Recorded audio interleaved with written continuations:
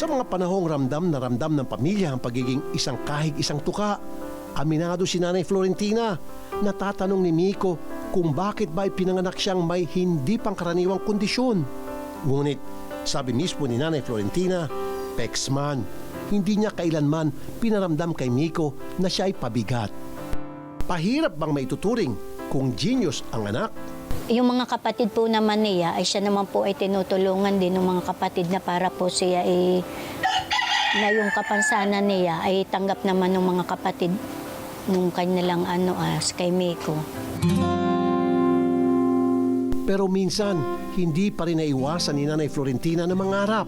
Dakila ang maging PWD na napakagaling sa klase. Kaya hangad ni Nanay Florentina, tunay na mabigyang pugay ang pagsisikap ni Miko sa kanyang pagtatapos.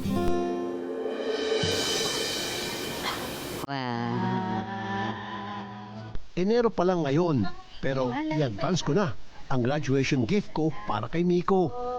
Eto na ang mga bagong uniform para spooting sa pagpasok. Meron ka na ring insulated lunchbox at water bottle. At syempre, iba pang school supplies. Binigyan pa ng kapatid mo ng bagong mga pangporma si Miko dahil deserve mo yan.